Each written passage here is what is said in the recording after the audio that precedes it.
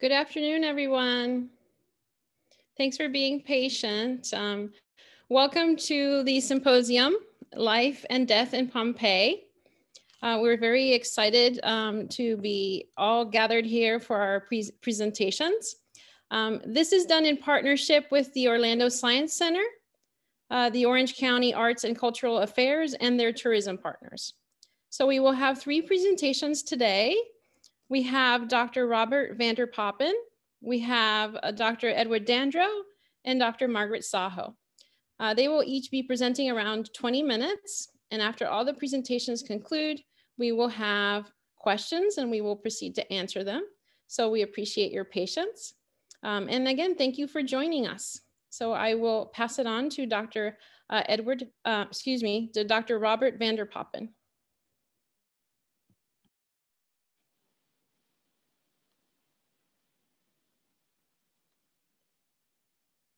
All right, so let me share my screen with you all.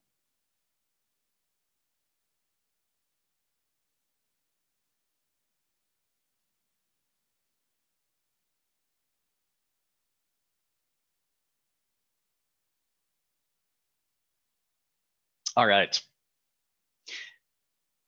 So I want to say thank you to the Orlando Science Center, as well as my peers at the University of Central Florida, for the opportunity to participate in today's colloquium. It's incredibly rare that here in Central Florida, my work comes to me. And this exhibit makes up a little bit for not being able to be in Italy right now. So it's a pure joy to be talking to you about Pompeii. Specifically, I want to talk today about mythology and painting and their intersection in the houses of the elite at Pompeii. More specifically, I'll focus on the frescoes found in the house of Octavius Quartio, located in the neighborhood adjacent to the Amphitheater, about which we'll hear later. While the house boasts masterfully executed frescoes related to the cult of Isis and a pair of mythological cycles representing scenes from the lives of Achilles and Hercules, it's not these frescoes that pique my interest. Instead, I wish to explore a series of frescoes painted on the exterior walls of the house adjacent to its private walled garden. These frescoes, executed by one of the only named artists we have from the Roman world, a painter who signed his name Lucius on one of the benches of the biclinium in the garden, are often derided as second-rate in their technical qualities. Scholars often point to the inferiority of Lucius' handling of human anatomy and control over illusionistic perspective with comparison to his peers. I suggest, however, that to look at these images from a technical perspective alone is to underestimate the sophisticated multi-sensory interaction that these frescoes have with their viewer, and it fails to articulate the subtle connections to contemporary literary culture that a Roman visitor to the space would have immediately recognized. In order to set these frescoes in context, we need to familiarize ourselves a little bit with the basic principles of Roman domestic architecture. Unlike modern houses, with their impressive facades and graceful sweeping exterior columns and carefully manicured front lawns, Roman houses were focused on interior elaboration. A pair of interior spaces, you can see one of them at number 2 on the diagram, the atrium, and the peristyle, which you can see at number 9 on the diagram, acted as central hubs within the house, and subsidiary rooms surrounded both of them. Scholars of Roman architecture have long noted that 2 perpendicular axes define the Roman domus.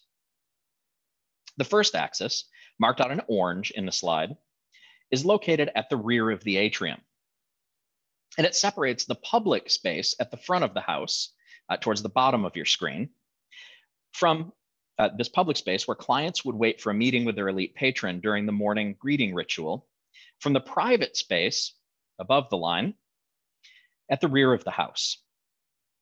The second axis, in red, extending from the front door to an attention-focusing device such as a fountain or a statue niche at the very rear of the structure, served to create a visceral desire in visitors to secure an invitation into the luxurious private section of the house surrounding the peristyle.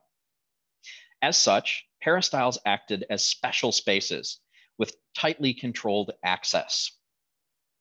And owners worked in concert with artists, architects, and sculptors to create an atmosphere designed to impress guests.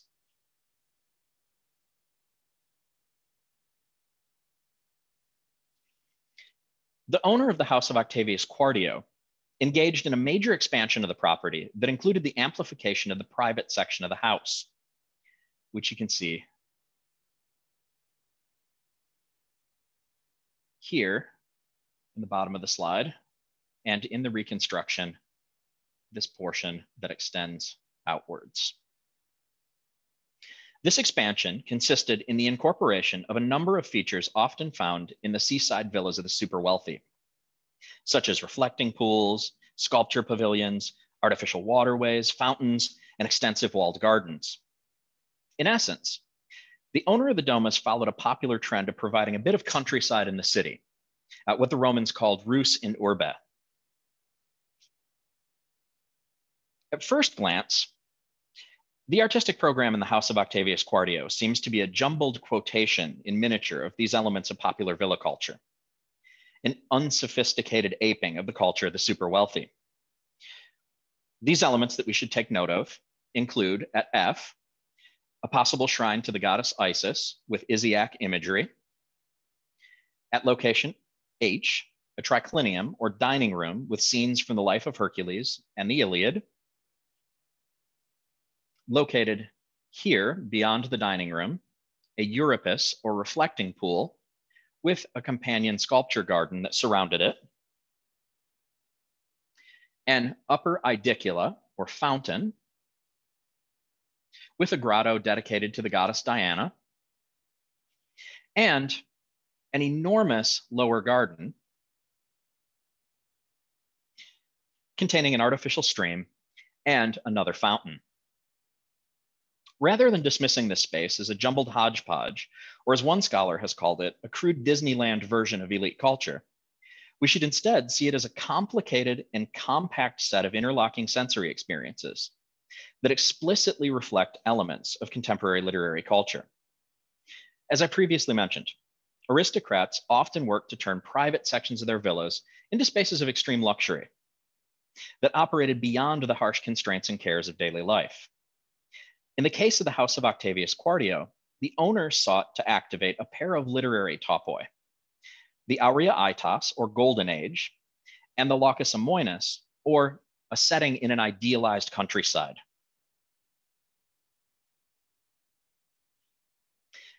Much poetry written during the 1st century BC had focused on a similar escapist basis. Poets such as Virgil and Horace constructed worlds rooted in an idealized rusticity, in which a virtuous mankind still operated outside the bounds of contemporary society. Heroes and heroines occupying idyllic settings, Laocomoeni, lived out their lives without the complications of political infighting, civil wars, or the crushing burdens of surviving urban life. The architects of the house of Octavius Quartio actively sought to provide a locus amoenus for visitors to the private section of the house. The gardens and the water features tapped into the literary cachet of such spaces and allowed visitors to release the concerns of ordinary life and occupy the mythological world of these stories.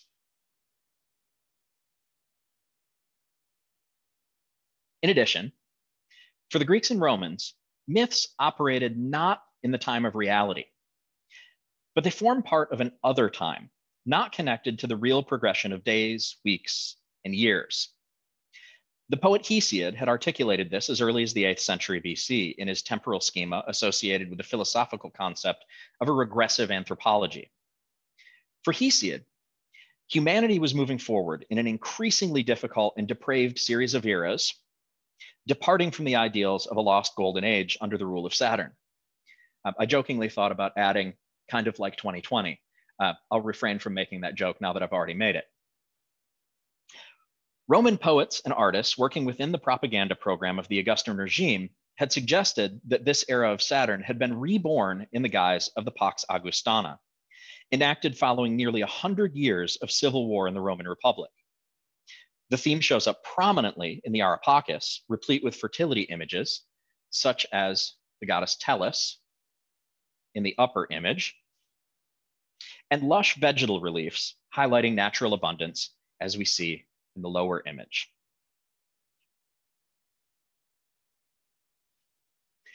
What the Areopagus articulated in stone relief in the capital, the architects of the house of Octavius Quartio designed in reality in Pompeii. As a visitor entered into the private space, they were greeted with a lush view of the lower garden and the artificial stream across the upper nymphaeum. And you can see that same view as we look at it from the slide. The presence of a pair of muses here at positions 11 and 12 clued the visitor into the fact that they had left reality and had entered the artificial world of mythology and poetry. This assumption was confirmed visually with images of Diana and Actaeon, which flanked the nymphaeum and conflated the transgressive experience of Actaeon with their own. Like the ill-fated hunter, the visitor saw what was a plausible locus for the fateful bath of Diana that led to the hunter's demise.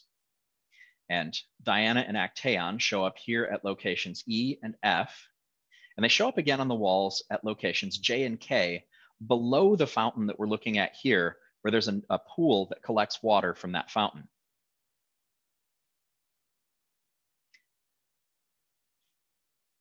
Let's turn to the space now located at the end of the Euripus, or reflecting pool. Here, there was a small outdoor dining room with a pair of low benches, a biclinium. Frescoes elsewhere in Pompeii, for example, in the House of the Chaste Lovers and in the House of the Triclinium, suggest that these spaces were used for banquets and conversations of lovers. They were spaces where people idled away time, and they provided an apt setting for taking in the artistic program in the context of the architecture of the garden and the reflecting pool. Lucius, the fresco painter, took advantage of this opportunity for sustained contemplation and chose a pair of myths which intersected and interacted in sensorially powerful ways with the other elements of the space. Given the subject matter of the scene to the right, here, the tale of Pyramus and Thisbe, we can be certain that the author's source was that of Ovid's Metamorphoses, and the painter integrated several features of Ovid's text into the experience of taking in the image.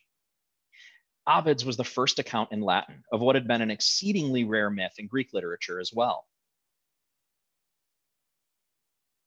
The myth of Pyramus and Thisbe is one of star-crossed lovers. The useful couple lived in adjacent houses, but their love was forbidden by their parents. Frustrated at their attempts to interact, the couple decided to run away. They developed a plan and escaped the city under cover of darkness, and to meet in the cemetery near a tomb and fountain. Thisbe arrived first, but encountered a lioness fresh from a kill and fled, leaving her cloak behind. When Pyramus arrived, he saw the blood-soaked lioness in the cloak of his lover, and fearing the worst, he took his own life. Thisbe returned shortly thereafter to find her lover dead. Rather than face life alone, Thisbe joined Pyramus in suicide. We should know in particular the features of Ovid's description. And so, as not to wind up wandering those open spaces by themselves, they chose the tomb of Ninus as their meeting place. Nearby, there was a fountain and a tall mulberry tree, abounding with white berries. In its dense shadows, they would find concealment. Ovid goes on to say, discreetly veiled, Thisbe unlocks her door, lets herself out, and slips into the darkness, emboldened by love. She finds a tomb and sits beneath the tree, but look, a lioness whose jaws are dripping from a recent kill approaches the fountain to assuage her thirst. The viewer, reclining in the biclinium of the house of Octavius Quartio, beheld an image in the context of a multi-sensory experience meant to trick him into believing that he occupied the same mythological world beyond time associated with the tragic lovers. As he lay on the couch, perhaps next to his own lover, he could hear the gurgle of the nymphaeum fountain in the lower garden, and sat surrounded in lush vegetation similar to that of the lovers. Along the looking pool, a statue of a lion mauling an antelope sat a few feet away, and the upper idicula, similar in form to a tomb, loomed in the distance. Thus, the occupant of the biclinium not only saw the narrative in the fresco above, but occupied the auditory and visual world in which it took place. The fresco located above the left-hand bench operated in a similar fashion. At the center of the image sits a partially nude youth of exceptional beauty, Narcissus. In front of the youth, occupying the foreground of the image, a pool of water reflects his image, one which will hold him spellbound, in love, with his own appearance until he fades away from longing. And here you can see that pool down below Narcissus where his own reflection looks back up at him. Here, the shared sensory experience is even more immediate for the viewer. Let's consider Ovid's description. There was a pool, clear, of reflecting water, unfrequented by shepherds with their flocks, or even grazing mountain goats. No bird, no beast, not even a fallen twig disturbed its surface. Its presence nourished greenery around it, and the surrounding trees would keep it cool. The biclinium, located immediately adjacent to the reflecting pool in the house of Octavius Quartio, provided a direct connection to the experience of Narcissus. The diner replicates the fault of Narcissus as he gazes into the distance and catches his own reflection. Note as well that certain details have been added to the fresco that go beyond Ovid's description. The addition of architectural elements, such as the column located above Narcissus' head, see that here, localize the myth not in an untouched or pristine wilderness, but in an articulated garden like that of the house of Octavius Quartio. A viewer will note that these images result not in the happy union of lovers, but in its self-destruction and tragedy. In choosing such narratives, Lucius was tapping into an aspect of visual culture associated with the Augustan Golden Age, where peace and prosperity are precarious and not assured. The fleeting nature of happiness served as a major theme in Ovid's work as well. And the leisure in which the diner reclined could be shattered by reality at any moment. In other words, one's presence in the atemporal lacus amoenus is precarious, and the world beyond hovers close by. This tension between reality and illusion is a key aspect of Ovid's program within the Metamorphoses. As John Biagio Conte notes, the fundamental characteristic of the world described by the Metamorphosis is its ambiguous and deceptive nature, the uncertainty of the realities between boundary and appearance, between the concreteness of things and the inconsistency of their appearance. Although the frescoes of the biclinium may lack in technical skill with regard to their representation of realistic anatomy and the depiction of convincing three-dimensional space, in choosing themes intertwined with the architectural and horticultural setting of the garden of the house of Octavius Quartio, as well as ones that subtly engaged the other frescoes in the sculpture, the painter of the biclinium created a similar illusory effect for the viewer as the one that Ovid constructed for his reader. Thus, we should view these frescoes not as an inferior product, but rather as a series of frescoes that engage the viewer in powerfully different ways than the imitation of reality. Thank you very much for the opportunity to speak today. I get the immense pleasure of handing over the slides and the microphone to my colleague, Professor Edward Dandrow, who's going to speak to us today about public entertainment in Pompeii.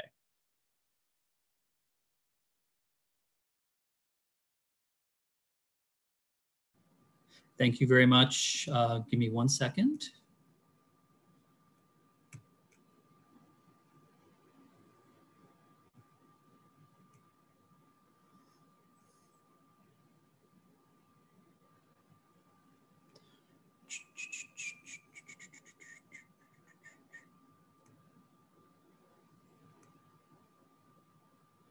All right, thank you very much, Dr. Vander Poppen. Thank you, everyone else who made this possible and has given me the opportunity to present today. Today, I want to talk about public entertainment in Pompeii, and we're going to begin talking about the landscape of public entertainment very briefly, and then hone in on talking about gladiators and the gladiatorial experience in Pompeii. When we were talking about Pompeii and I was given the opportunity to speak, I initially wanted to talk about the landscape of public entertainment in general. After all, Pompeii was a seaside town, and sailors came in, not just to sell their goods, but also for entertainment. People from the countryside likewise came in for entertainment. Pompeii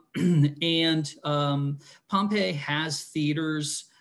It has taverns that were frequented. It has restaurants, brothels. If you've been there, you know the brothels sort of have a central place in Pompeian life. And then the amphitheater, which seems sort of like a second thought because it's pushed to the far end, if you will, of the city. But the fact of the matter is that it is an old structure. The amphitheater itself was built sometime probably around 80 or 70 BC, and initially made of wood and then eventually converted over to stone to be a much more permanent structure. So it and a few others anticipate or precede, if you will, the very famous Flavian Amphitheater or the Colosseum in Rome. The Colosseum, the amphitheater itself became a focal point for not just public entertainment, but also as a means of community building, in the sense that most of the citizens and foreigners alike came together and in that space communicated with one another while watching gladiatorial combat and other events as well. So much as people make the forum or the public square, if you will, the centerpiece of community building and community communication, not everyone is brought there at exactly the same time. The amphitheater sat roughly between 12 and 20,000 people. It is a matter of some debate, but needless to say, this puts Pompeii as being a sizable town. A city, that's a matter of judgment. A town, definitely within the Roman system. It is unique in its structure. It's one of the very few amphitheaters that do not have an underground level. Although technologically speaking, it is just as advanced as others. It has a velarium, which is a cloth covering to cover the opening above the amphitheater, much in the same way as we have closed roofs, dome stadiums today, where the roof can be opened and closed and things like that. This serves as the precursor of that. So the amphitheater is central to Pompeian civic life. Within the amphitheater we get the gladiators and gladiatorial combat. Now, just so we have an understanding, we can see, for example, the aerial layout of Pompeii. It is a sizable town. To the lower left is where we will see the gladiatorial barracks, or the House of the Gladiators, along with theaters. And this along one of the main roads through the city itself. And of course, you can see Vesuvius in the background. The amphitheater itself was built into the soil. So it was dug up. It was built along a hillside, and the hillside was reformed, if you will. You can see that some of the material is missing. That's because people used it as a quarry at some point. Also that given the opportunity to lay out all the seats, you can see that a vast majority of the town's population could fit in there at any particular moment. Now, this I'm going to talk about what goes on in the amphitheater briefly, but before that, I want to talk about a few other things. Now, firstly, the idea of the amphitheater. We frequently associate it with the city of Rome, but the fact of the matter is that it became, it was exported out of Italy throughout much of the Mediterranean. And while most of the amphitheaters are found in the west or the western portion of the Mediterranean, they are nonetheless found throughout the entire Roman Empire. And this over the course of 3 centuries. Unfortunately, Pompeii doesn't get to participate in that, how would you say, that imperial expansion or the expansion of imperial culture that occurs after 79. So we're looking at a culture now, not just something that's very particular to Pompeii or particular to Rome, but we're looking at a culture now that's particular to the entire Mediterranean. And so understanding Pompeii gives us this nice opportunity to understand the layout of the amphitheater and how it operates and how it connects into the social life of its citizens and things like that. And this can allow us to create generalizations about how amphitheaters elsewhere and how public entertainment and gladiatorial combat in specific fit into their respective communities. Now, the House of the Gladiators is a second building that makes up the landscape of public entertainment. It was a villa at one time, then converted over to being a gladiatorial barracks. You can see on the lower left-hand side a sort of mapping out. We have the peristyle that goes around, and within the yard itself that served as a training, the training base.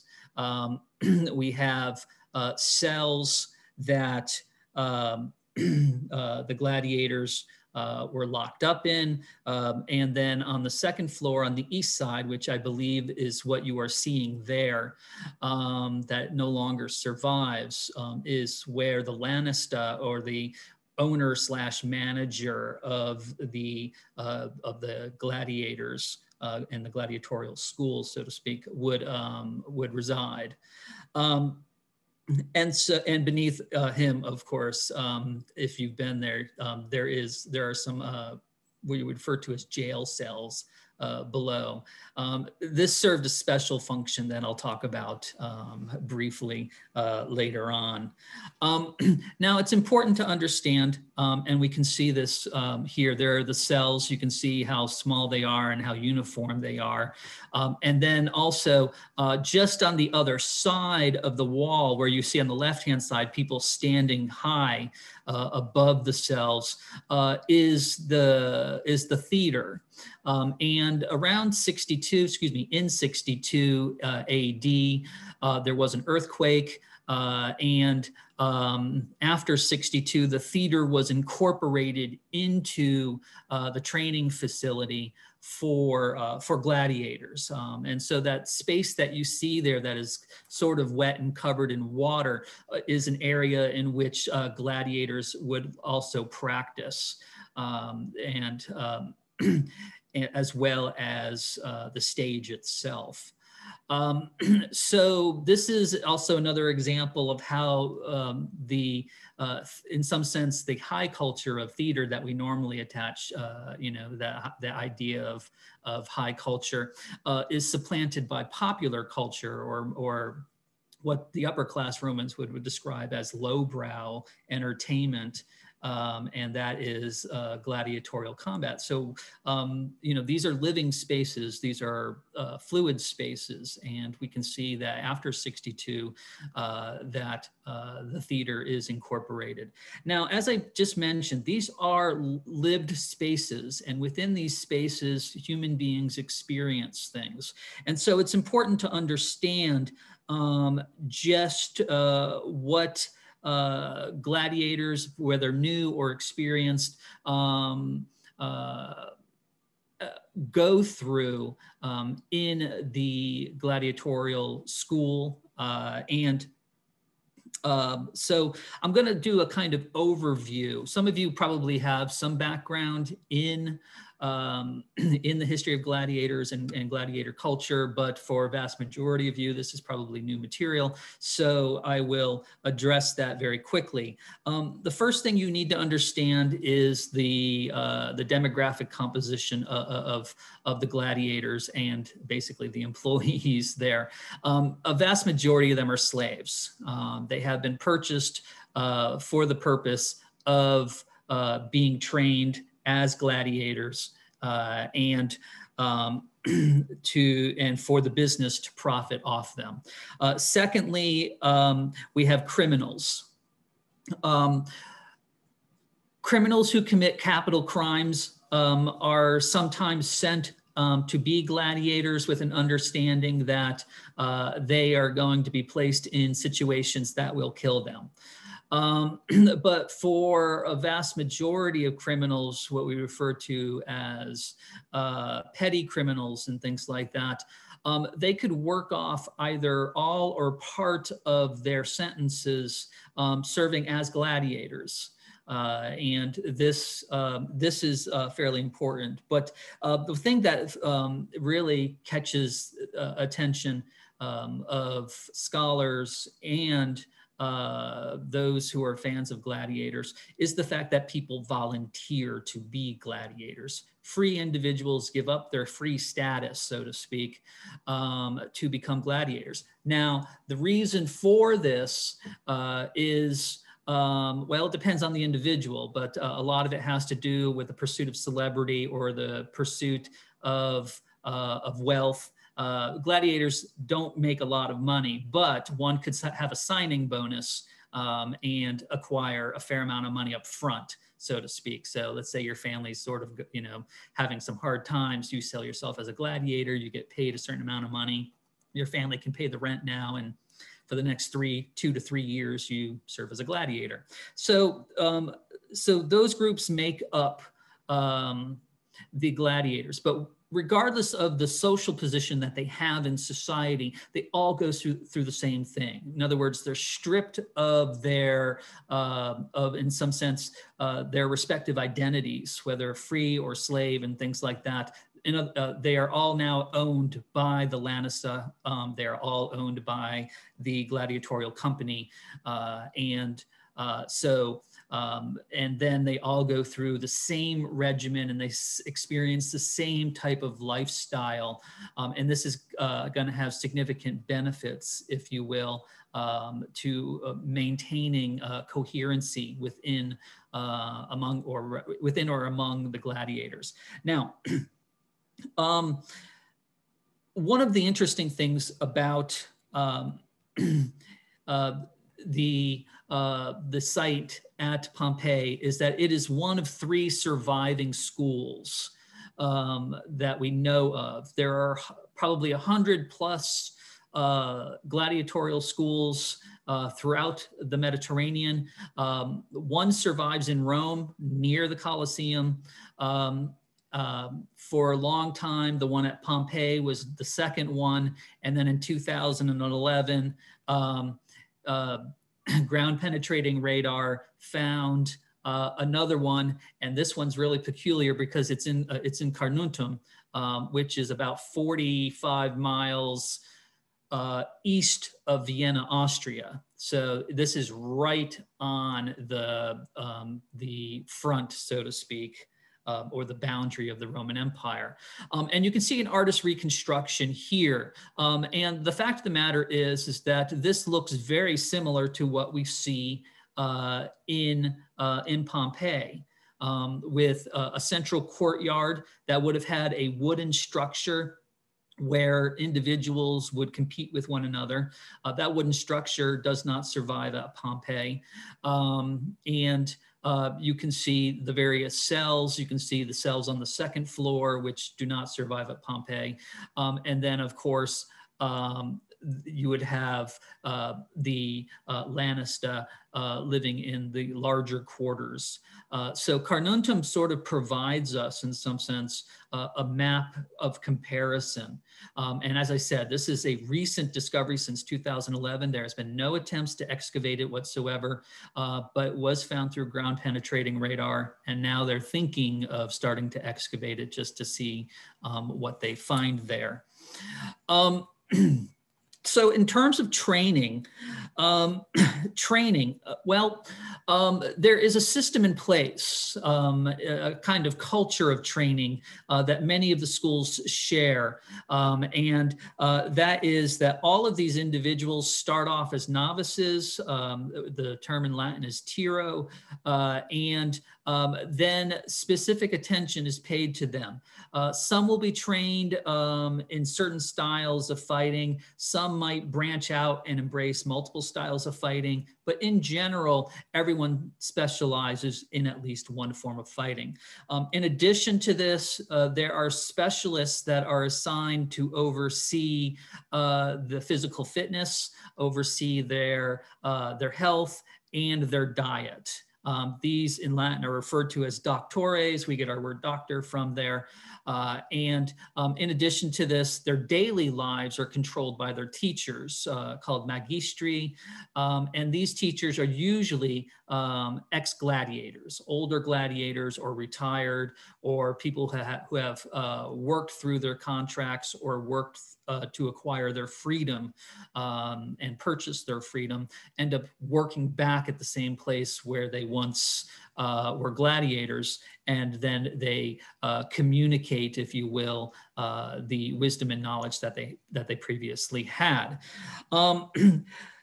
Daily training was rough. It involved lots of fighting, lots of physical education, if you will, ranging anywhere from gymnastics to a type of martial arts, to how would you say, increasing stamina through running and whatnot. That occurred on a regular basis. Punishment could be flogging, it could be whipping, it could be being beaten, it could be thrown in a cell and stayed there, starvation, whatever, if you didn't abide by the rules or if you were slacking off. So much of their lives are controlled 24 hours a day. In addition to this, much like modern society, where you have this idea of Jeremy Bentham's panopticon, in which the eyes are always looking upon the prisoners. The same thing is true in these gladiatorial schools. So they're constantly keeping measurements of weight, measurements of performance and whatnot. So there is significant record keeping that goes on here, in which the various,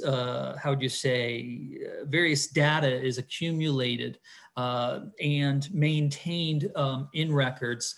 And this does include the physical aspects of each gladiator, but also includes their victories and losses, who they won against, who they lost against, and the type of fighting, et cetera, and so on.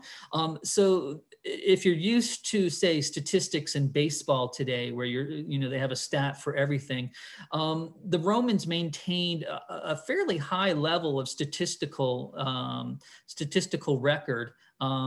In circuses, the chariot races, it's even more complicated. But nonetheless, so they maintain strict records for these people as well. One of it was difficult to maintain friends, and it's difficult to maintain a sense of community as people die and get old and retire, and new people come in. It's sort of like military units in a way, where, you know, you have this constant influx of new and the outflow of old. So it was difficult to create a sense of community, but nonetheless, gladiators did that, and it's actually fairly important. Individuals who were trained in the same form of fighting would tend to form cliques or groups and each member would look out for one another. And to give themselves a sense of normalcy, they used the term familia. And they would refer to the other members of their group as family or family members. And this also extended abstractly to other gladiators. So the experience of the gladiator became a sort of glue that created this initially artificial community, and then this community became an affective community, one based on emotion. And so the reason why we have evidence for this is that when we look at, for example, funerary inscriptions of gladiators, we can see that very frequently other gladiators are the ones who are given the responsibility for setting up those inscriptions. If an ex-gladiator, retired, assuming, dies and doesn't have a wife or doesn't have children, or has a wife and children but doesn't have the money, his familia, his gladiatorial familia, will pay for his tombstone and for his burial. So we are dealing with a very strong bond between these individuals that comes from not just a shared experience of being a gladiator, but over time, the development of affective relations, that is, loving relations between these men. In terms of the types of gladiators, there are various types. The most popular is the Mormillo. If you see the image on the left-hand side, he has a caged helmet, a large shield, a short sword. This is very commonly depicted both in ancient art and in modern cinema or modern television. This is the individual that defines it. The Thryx is defined by a smaller shield and a curved sword called I believe it's called the Sica. The Retiarius, most of you, if you've seen the movie Spartacus, this is one. It's a guy who has a fishing net and a trident. We have the Secutor, who has a really strange relationship in gladiatorial combat because he's sort of the halftime or the second half gladiator who chases after wounded and injured fighters and dispatches them as he comes in fresh. So he has significant advantage. He's identified by a helmet with only 2 little holes in it, so it makes it difficult to breathe. The Hoplomachus, which is modeled on the ancient Greek hoplites, although it's sort of a mixture of Macedonian and Greek infantry, and then the eques, people who fight on horse. That being said, there are an enormous number of other gladiators who fight in special forms or special formats. In Pompeii, we even have evidence for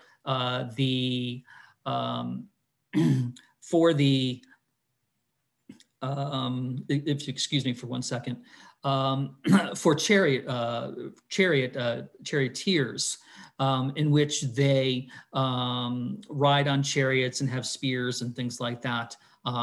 This is a very rare unit, but nonetheless, it is fairly common. Now, Pompeii offers us an opportunity to actually see a lot of the armature that gladiators wore. You can see the basket helmet here. You can see it's highly decorated. So a lot of money was invested in the gladiators, not just to arm them, but also in their appearance. to either make them intimidating or in a sense to show off the wealth of their patrons. And so we can see that, there is a type of bronze narrative being told on this. And we can see part of it from this side as well. And it looks a lot like the military, the type of imagery that you see in the military. We have victory, we have a trophy, we have someone bound up, a prisoner of war, things like that. So in a sense, the gladiators take on this kind of military symbolism. The Thracian helmet is typically defined by having a griffin on top. It has a cage, yes, but it has that griffin on top. The helmet of the secutor, you can see here. This is a repaired helmet. You can see the plate over the other side. Normally it's hammered out to being a single piece of metal. And then greaves.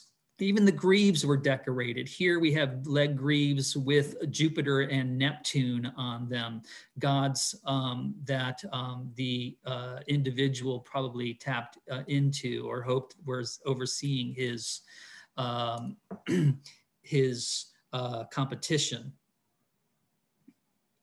Now, just to sort of conclude and wrap this up in a sense, that the games themselves were organized in long in advance, and they were structured in a way in which individuals could go through and basically see what they wanted to see on a particular day, and that is animal hunts in the morning, and you can see the example here. Whether Pompeii or elsewhere, the more exotic the animal, the more appealing it was. So elephants, lions, bears, things like that. But even creatures from sub-Saharan Africa or India, tigers and giraffes, for example, were popular. The Meridiani, which were public executions that occurred at noon, they were a lot of fun, to say the least. They're frequently reenactments of myths, although the images here show animals just basically eviscerating tied up individuals. These are later, these do not come from Pompeii. And then gladiatorial combat. This is a fresco from one of the houses. I believe Dr. Zaho will probably or possibly touch upon it, who knows? The answer is no. So I can nicely utilize it, in which we have a bleeding gladiator. But this plays into the larger issue that I'm going to touch upon just very quickly and wrap this up. And that is that gladiators pervaded, and the discussion of gladiators pervaded public and private spaces. In terms of graffiti, both the gladiators themselves used graffiti as a way of communicating and commemorating, but also the fan base. And this is something that we need to understand, is that many people throughout the community had their respective gladiators that they cheered on. And a lot of this graffiti is usually written on public buildings and things like that.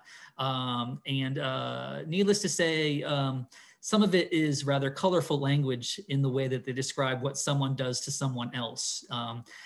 Then we can see frescoes, for example, within the private domain, in which this is the equivalent of a Green Bay Packers fan throwing down a Green Bay Packers rug on their, on their floor, so to speak, or a picture of Aaron Rodgers on their wall. So we can see here that frescoes or the wall paintings of the elite even maintained interest in gladiatorial combat. And then, of course, the very famous painting of the Amphitheater of Pompeii, in which this also served as someone's private art that they took great pride in. So gladiators pervade all aspects of society. The sport itself captures the public's attention, and a material culture develops, an industry develops that not just focuses on the fighting, but also the promotion and advertisement of these respective this respective sport, if you will. So I went a little bit long. I do apologize, and I do apologize to Dr. Zaho, but I'm going to hand this over to her now. So Dr. Zaho.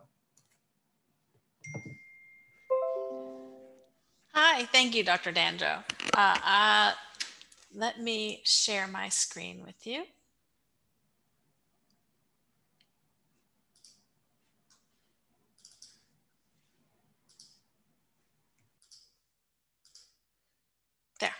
I'd like to, again, thank the Orlando Science Center, to also Dr. Ilenia Colón for hosting, as well as my colleagues, Dr. Vander, Poppen, and Dr.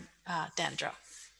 So I will try and move us along a little bit so we can leave some time at the end for questions. So I greet you, I say hello, or as they might have greeted each other in Pompeii, salve. And I'm here to talk to you a little bit about cultural heritage and preservation at Pompeii, what's happened in the past and what currently is happening on site.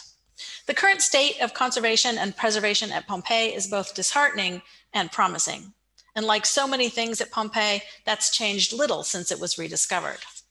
Today, Pompeii, along with its neighbors,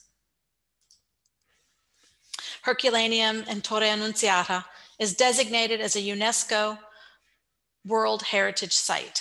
UNESCO stands for United Nations Educational, Scientific, and Cultural Organization. It was awarded this distinction on December 6, 1997, based on 3 cultural criteria. And I'm not going to go through all of that for you, but I wanted you to see that they're there, and I'll sort of move through this quickly. To be included on the World Heritage List, a site must be deemed of outstanding universal value and meet at least one of 10 selection criteria. Pompeii actually received its place on the list by meeting at least 3 of these. Pompeii meets criterion 3, to bear a unique or at least exceptional testimony to a cultural tradition or to a civilization which is living or which has disappeared. It meets criteria number 4, to be an outstanding example of a type of building, architectural or technological ensemble or landscape, which illustrates a significant stage in human history.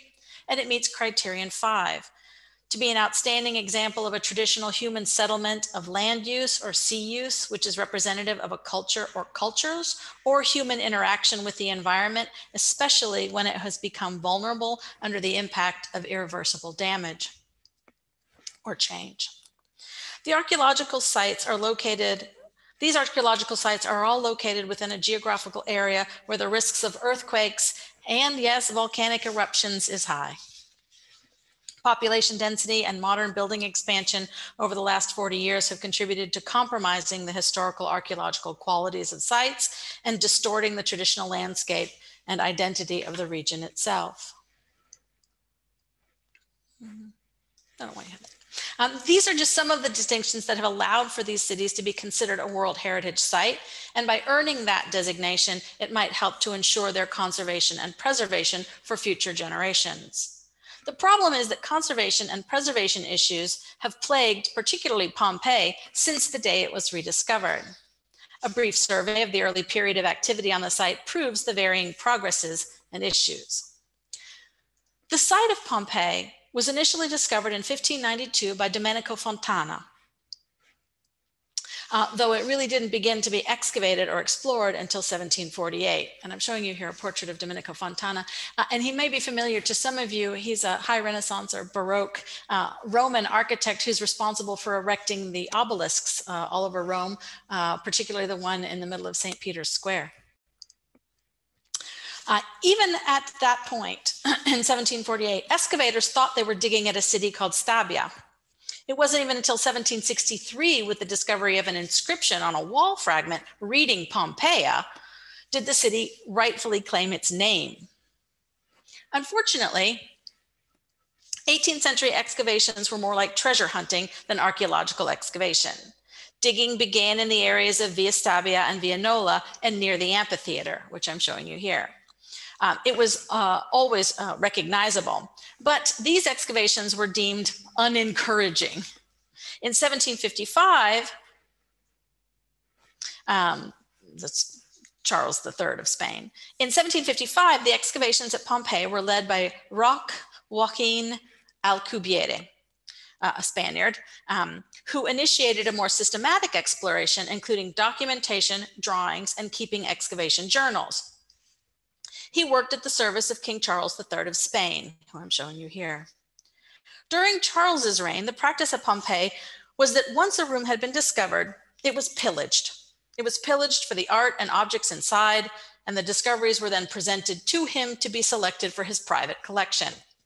Any remaining objects were then destroyed, quote, in order to protect them from falling into the wrong hands, end quote. When frescoes were discovered, they were stripped from the walls, framed, and then hung in the king's gallery or palace, and the rooms then reburied. When descriptions of this type of pillaging reached outside Italy, there was considerable outrage and protest until King Charles finally had to call off the practice. In 1771, the German art historian Joachim Winckelmann wrote a scathing account of what he witnessed at Herculaneum and Pompeii. The account comes from an essay he penned entitled A Critical Account of the Situation and Destruction of Herculaneum, Pompeii, and Stabia. He wrote, quote, the direction of this work was given to a Spanish engineer called Roch Joaquin Alcubierre, who had followed His Majesty to Naples. This man, who, to use the Italian proverb, knew as much of antiquities as the moon does of lobsters, has been, through his want of capacity, the occasion of many antiquities being lost. So obviously, Winckelmann was not a fan. Unfortunately, for the rest of the 18th century, the excavations continued to be aimed mostly at discovering objects, murals, mosaics, and statues, and not recording or preserving history. With the arrival of French rule in Naples, from 1799 to 1815, the techniques, ideas, and plans for excavation changed radically. It was in this period, in part due to the interests of Caroline Bonaparte, you see her here, she was the sister of Napoleon, and she was the wife of Joachim Murat, who was then named King of Naples, that Pompeii begins to be systematically excavated. A system was also begun in which sections of the site were connected to create a kind of continuous itinerary for visitors and guests. It was also during this period that the city gates were excavated, and with them some of the major roads. At this time, circa 1810 or so, there were over 1,500 workers on the site at Pompeii. Under the following Bourbon rule and in light of lack of funds and resources, advancement slowed, but discoveries were made of some of the most impressive homes, including the House of the Tragic Poet, the House of the Tragic Poet, the House of Castor and Pollux, and the House of Meleager, and others. I'm just showing you scenes from the interior of the House of the Tragic Poet.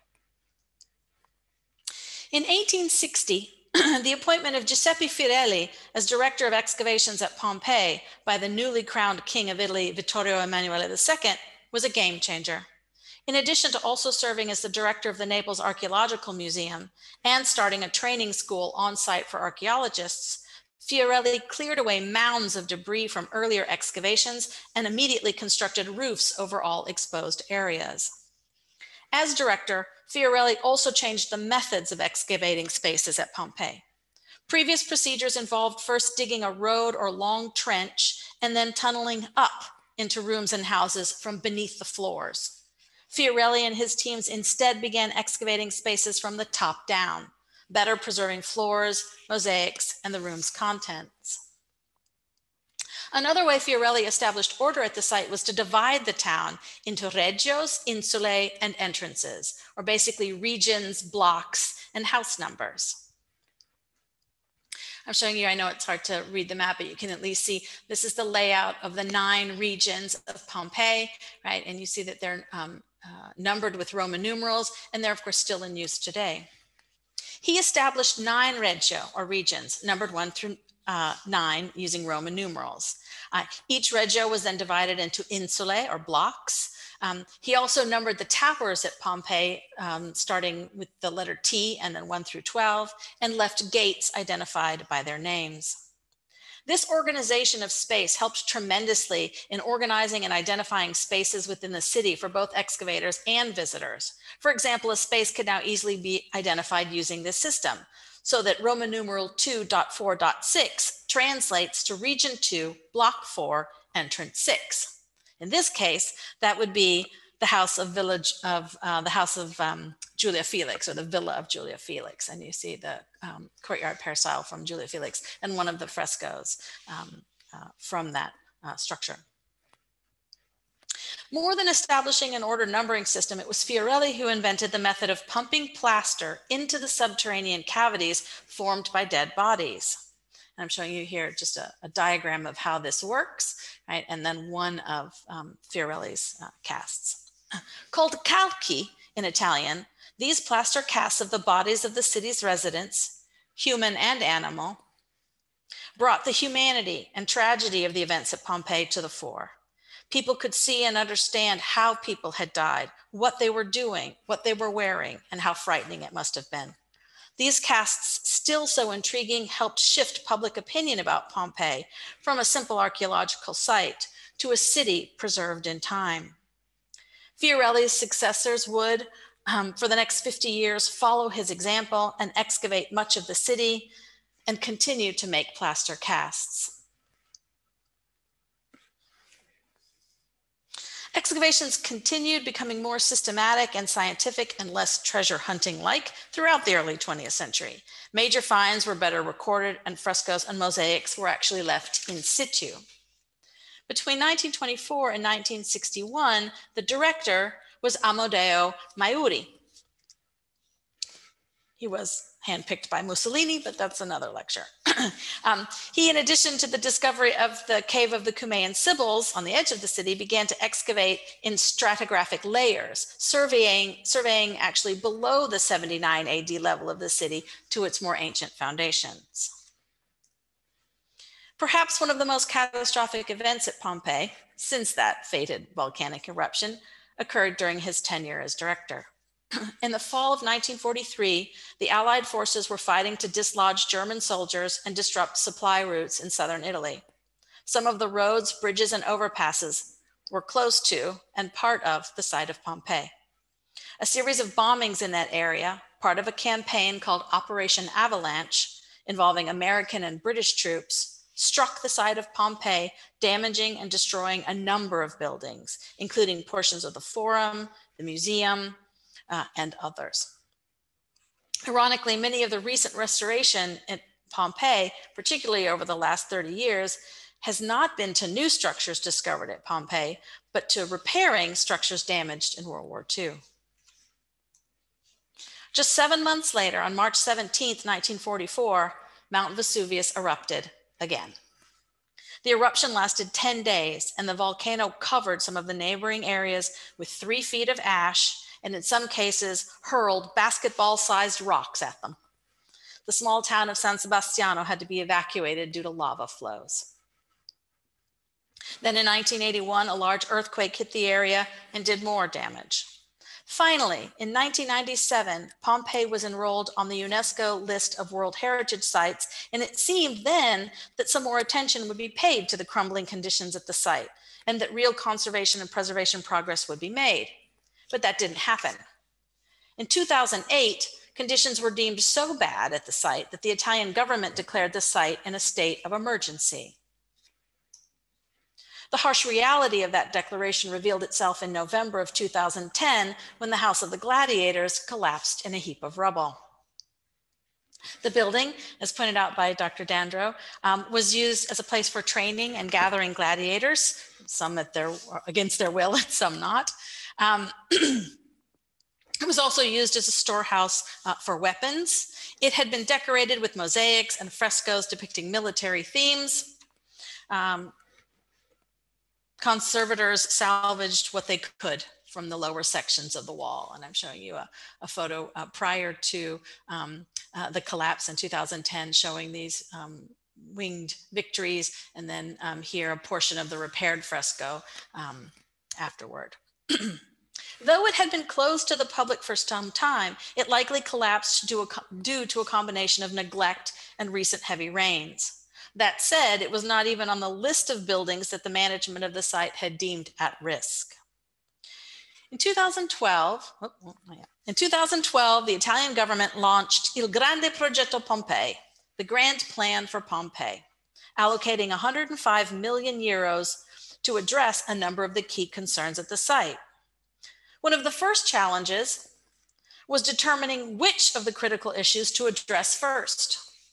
In no particular order, the issues at Pompeii are the 3 million plus visitors per year to the site, aging and decaying past restorations, light exposure, wild dogs, pigeons, wear and tear, graffiti, tourists rubbing and touching frescoes, theft, vandalism, poor signage, eroding floors, invasive vegetation, inadequate roofing systems, inadequate water management, not to mention the lack of funding, understaffing, untrained staff, and lax security. You can see the issues are considerable. Considerable time and money is also needed to simply undo some of what was done in the past. All had been done with good intentions, but now proving to be problematic. For example, in the early 20th century, the use of volcanic pumice stone in the mixtures used to create gravel to enhance the floors throughout the site turned out to be far too porous for that purpose, and were then permitting water infiltration and the oxidation of iron frameworks, now causing the structures to collapse. Another issue was a new type of concrete that was mixed with asbestos, now known to be a very toxic substance. Visitor impact, what's known in the anthropological world as anthropic pressures, and inadequate visitor management is at least 50% of the current issues at Pompeii. The simple act of visiting the site, coupled with the unintentional rubbing or scraping of bags and backpacks against walls, leaning, standing, sitting, selfies, etc., splashing water on mosaics and frescoes to get a better view, flash photography, writing on walls, and theft all prove incredibly destructive. This collecting of small souvenirs, or rather the theft of pieces of Pompeii, has been going on for as long as visitors have been coming to the site. The practice is both illegal and destructive. Interestingly, in the last 50 years or so, there's been a kind of awakening to the problem, particularly by those who commit the acts themselves. In October of 2020, a Canadian tourist, identified only as Nicole, sent a package containing 2 mosaic tiles, parts of an amphora, and a piece of ceramics to a travel agent in Pompeii. In the package, she included a letter asking them to be returned to the site and expressing her regret for having taken them in her youth. She also claimed that they were cursed. She essentially blamed all of her misfortunes since the time she took them on taking them. She stated, quote, "I wanted to have a piece of history that couldn't be bought." She also stated that she was young and dumb at the time. In addition to all the destructive forces previously mentioned, there's another perhaps less publicized issue, and one often discussed in hushed tones. That is the bombs. Allied forces are reported to have dropped 165 bombs on Pompeii in 9 different air raids during the Second World War. 96 bombs have since been located and deactivated. It's clear that others have ended up in parts of the archaeological site that perhaps have not yet been excavated. Currently, there is a mapping project to determine where the ones discovered were found, and considerable effort to find the rest. And here's part of that mapping project showing you, as you can see from the legend, documenting exploded bombs found throughout the site and the shaded areas where there are likely others. Part of what's difficult is that the site of Pompeii covers over 170 acres, and only 2/3 of that have ever been excavated. Antonio De Simone, an archaeology professor at the University of Naples, who had encountered some unexploded bombs during his excavation of Pompeii in the late 1980s, said, quote, "We were there with our chisels and shovels, slowly lifting a handful of earth at a time, and suddenly we found the bombs under our feet." He told the newspaper Il Fatto, "There were 2 of them. One had already exploded and was reduced to fragments. The other, unfortunately, had not. It was perfectly intact." There is good news, however. It sounded like a real bummer kind of lecture up to then, didn't it? According to all accounts from the Italian government, UNESCO, scientists, archaeologists, and even recent visitors, the Grand Pompeii project has been an incredible success. All of the issues facing the site have been carefully considered by several different teams working on site, and almost all of the various issues listed have either been addressed, solved in some cases, or continue to be evaluated, monitored, and addressed in some way. According to Massimo Ossana, director of the Archaeological Park of Pompeii, the Great Pompeii Project, quote, secured the entire archaeological area, restored and reopened entire areas, buildings and streets denied to the public for too long. Perhaps he's overly ambitious, but helpful. Pompeii is now in incomparably better condition than it was in the past. For example, in 2010, less than 15% of the excavated area was accessible to tourists, and only 10 buildings were open, in comparison to 64 that were open in 1956. Today, around 70% of the uncovered city is accessible, and more than 30 fully restored buildings can be visited. Another development from the project was the creation of a 3.5 kilometer long pathway along the main streets of the ancient city for mobility impaired visitors. This path, also great for parents with small children or children in strollers, provides safe access to parts of the site that were previously impossible to reach. And many of you, I'm sure, have been to Pompeii and can attest to how difficult it is to navigate the site when you're not mobility impaired. But perhaps the most spectacular and unexpected benefit from the success of the Grand Pompeii project are the new discoveries. These discoveries include new roads, homes, large and small, and additional bodies. In 2018, conservation work in Region 5, an area sort of wedged between the Via del Vesuvio and the Via di Nola, and covering an area roughly half an acre square, proved to be incredibly fruitful. One of the first discoveries made there was a previously unknown area now called the Alley of the Balconies. The alley is actually a narrow street lined with grand houses, some of which feature large second-floor balconies and rich decoration. One of the surviving terraces still had terracotta jars for wine and oil laying on their sides, probably left outside on someone's balcony to dry. Also found in Region 5 were several homes, some with small enclosed courtyards and gardens, each decorated with fantastic wall paintings and mosaics. One of the homes revealed a small semi-enclosed courtyard, about 16 by 12 feet, with a decorated lararium. A lararium is a shrine dedicated to the household gods called lares, and you see them flanking this small shrine here. These were guardian deities that protected the family and were worshipped in the home, usually in the entryway or in a courtyard. This is Massimo Ossana just after the discovery, and I think you can see the brilliance of the colors. The niche for the shrine is shown here, flanked by twin images of the lares. On the wall below the niche are two large serpents, generally symbolizing prosperity and good luck, and a pedestal topped with food and offerings. Here's a large pine cone and other offerings. On the floor below rests a small stone altar that bears traces of burnt offerings.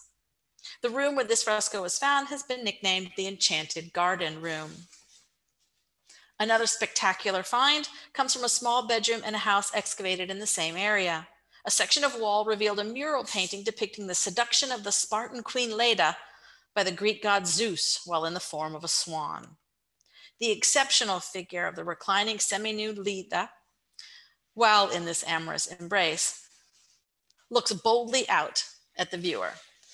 This in and of itself, art historically speaking, is unusual because though there are a number of images of Leda on the swan, in none of the Roman ones discovered thus far does she ever look out at the viewer.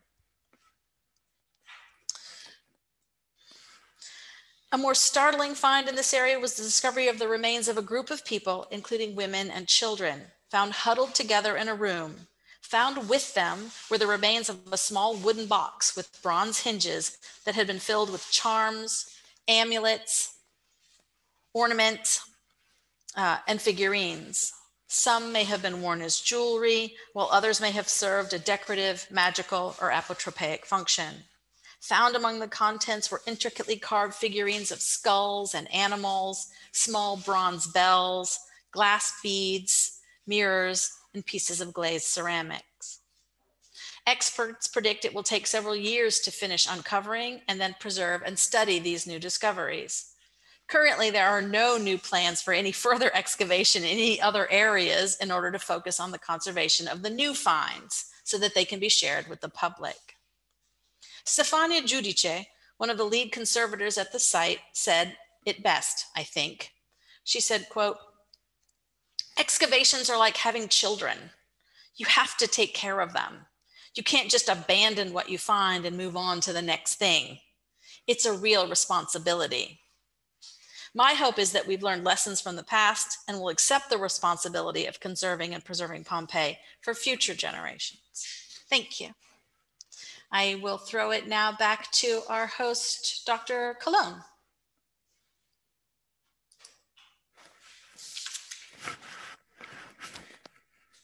Thank you everyone for the wonderful presentations. So informative. And we do have questions already.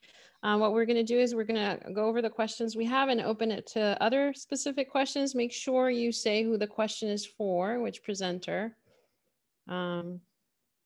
So there's two related questions, and they're for Edward, and they're from Richard and Lauren. What defines winning and losing when gladiators compete? Did gladiators fight against each other always have to end in death? And those who volunteered be able to stop at any time? So those are that first set of questions for Edward.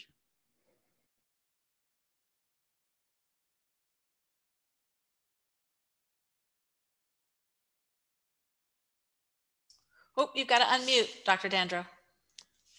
Thank you. Can you hear me now? Okay. So as I was saying, if you are a volunteer to be a gladiator, you signed a contract, and the Romans were big on enforcing contracts. So you were forced to work all the way through the agreed upon time.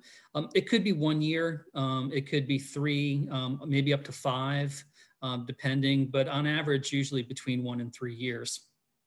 In terms of the victory and losing and death, because they're all intertwined. In the first century AD, there were not a lot of gladiators that were killed. Roughly, it's estimated about 10% of gladiators died in gladiatorial combat.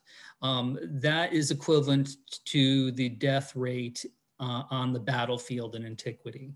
So it is, pretty low, to say the least. Certainly much lower than even modern casualty or modern mortality rates in modern battlefields. It was about performance, and if both parties performed well, in other words, even the loser fought and showed skill and pluck and bravery and everything else like that, it's very likely that that individual survived. Some deaths resulted from accident. Some were purposeful, but once someone became too fatigued to fight, or maybe slipped and fell and found themselves at a significant disadvantage, then it went to the judge, the summa iudice, who could decide it, and frequently did. Also, there was a culture, an economic investment culture. People paid a lot of money to train these individuals. And so to have them die, so to speak, either early in their career or worse, as experienced gladiators, was seen as a major, major financial hit. And if a gladiator died, the host of the games usually had to pay somewhere around 10 times as much for the cost of the gladiator. So even the host of the games would make sure that most of the gladiators survived. Now that does radically change in the 2nd and especially 3rd centuries AD, but Pompeii doesn't survive into those time periods. By the 3rd century, it is roughly about 25% of all people who lose are killed in battle or killed in combat. So, but I hope that answers your question.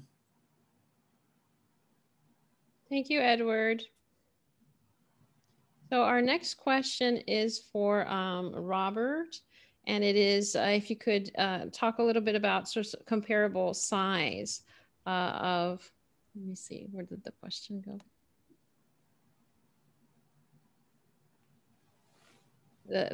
The house of Octavius. Absolutely. Thank you. So the house itself is somewhere in between 3,000 and 4,000 square feet. So think a very large Winter Park mansion in terms of the house size. The garden itself occupies about 2/3 of an acre. So this is a little bit larger than half of a football field. So that should help contextualize the space a little bit in terms of things that you can envision. Thank you so much. Then we have a lot of questions for Dr. Zaho. I don't know if you could read them there in the question and answer. So the first one, let's see. I see. I'm sorry. Are plaster casts still used today? If so, what circumstances would allow this? As I understand, yes, right? They're still using what's now termed the Fiorelli method, right, of pumping plaster into cavities, subterranean cavities, in order to preserve them, right? It's deemed at this point sort of the best alternative. New techniques in archaeology are helping with ground penetrating radar to finding these cavities. It's become a more precise operation, but it is something that's still being used. I see a question from Linda. I thought Pompeii was discovered during a public works project in the early 1900s. I was surprised to hear that it was discovered in the 1500s. Oh, where can I find more literature about the early discoveries? There is a ton of literature about the early period in Pompeii. I don't know if we have a method to give you some citations. I have, I'm looking at footnotes that would give you some of the best of the early stuff. I'm happy to, in an email, right, send you a number of sources about Fiorelli's processes in the early period at Pompeii. Off the top of my head, I can't, but there's a ton of it. And I'm glad you were surprised, right? A lot of people are just surprised about just how early Pompeii was discovered. Right, in 1592, they knew it was there, they just didn't know what it was, and it took some time to actually get started. Prior to the discovery in the 18th century, was there general knowledge of the existence of Pompeii?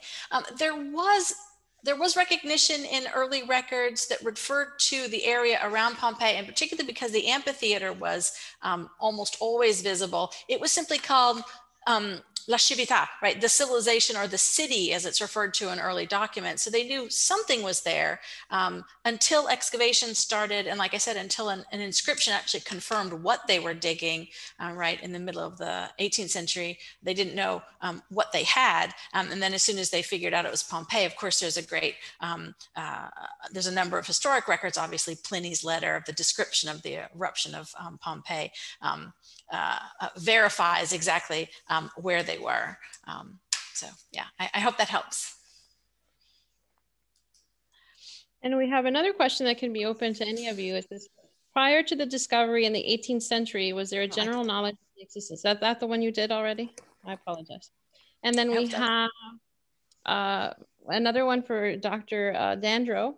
How do we know the gladiators practice in the large theater after 62 AD? What evidence points to this occurring? And the gladiators used the palestra next to the arena for practice before 62?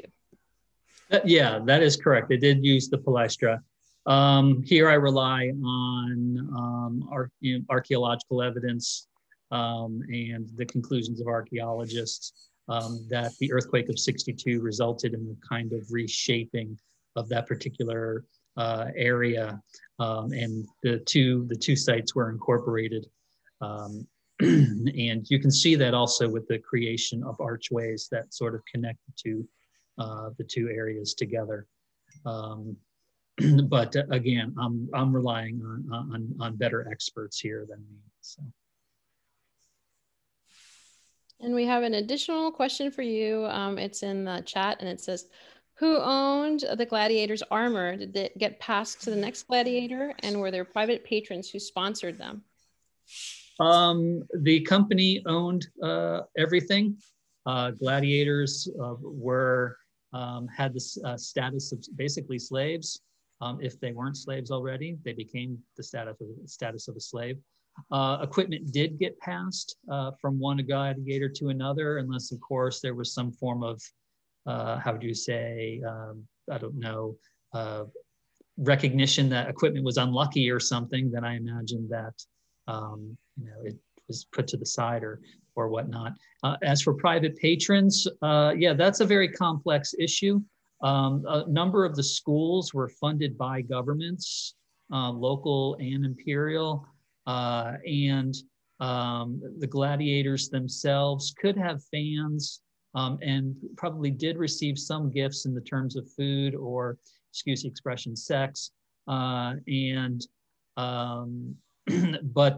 for the most part, patrons usually patronized the school rather than individual gladiators. It was much more of a solid economic investment to do that rather than just focus all your attention on gladiators themselves. But gladiators did attract a lot of attention. There's a lot of graffiti about upper class women fancying gladiators and providing them with plenty of gifts and things like that. So it depends on how you define patronage. Yeah. So. Thank you so much. I would like to add to Dr. Zaho's has one more question. I'll get it for you. I actually have a question for Dr. Okay. Dr. Vander Poppen. Is that okay? Can I participate? I thought that the essays were fantastic. Two questions really. In terms of the house at Octavius Quartio, do we know enough about the owner and any of his personal situation that would help underscore the choices being made for the home? And then the other would be also, do we know enough, because I know there's a lot of paleobotany going on at Pompeii, particularly with the gardening, that the garden area was planted with things like narcissus and mulberry trees, right? Because and I also wonder too about if we knew enough, I wonder if there's not, because I think in terms of Renaissance fresco scholars, layers of meaning, so that you have presented this great sort of sensory aspect to what these frescoes might have been in terms of bringing people in. Are there also, or could there not also be, moral and allegorical messages involved in, I don't know, did his wife die? Was he kind of a jerk and a narcissist? You know, I mean, I wonder if there's moral and allegorizing things that relate to him and the family, although we may not know any of that. Yeah, we don't know much about Octavius Quartio himself. We can do this better in the House of the Vetii, where we know a little bit more about the Vetii. And I have not seen where people have tried this kind of moralizing reading of the frescoes in the House of Octavius Quartio. With regard to the paleobotany, this is one of the houses that has been studied paleobotanically. And in particular, there's a scholar who worked at Pompeii for years, Wilhelmina Jastrzębski, that used a different technique. She actually looked at the cross sections of the cavities that roots for the plants left. And you can actually see, based on the root structure and the way that the roots branch out, you can tell what plants were planted where in gardens at Pompeii. And work has been done following that technique to reconstruct some of these spaces. What we do have solid evidence for in that space is we've got solid evidence for a partial vineyard in there. It's much harder to get at smaller things like narcissus.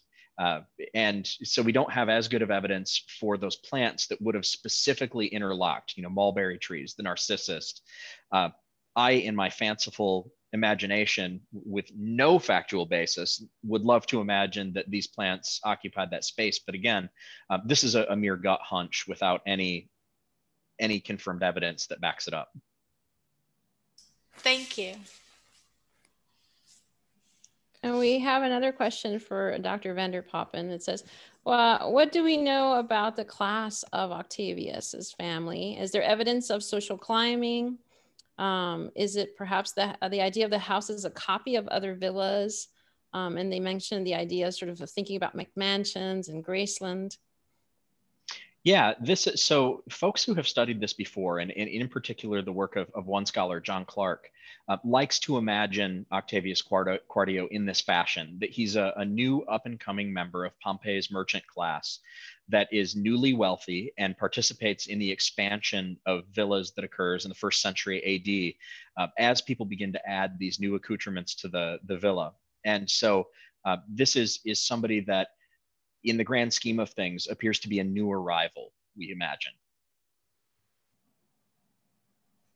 Thank you so much. And we have another question for Dr. Zaho. It says, how much of Pompeii has been excavated and how much more is still intact and preserved in its original state?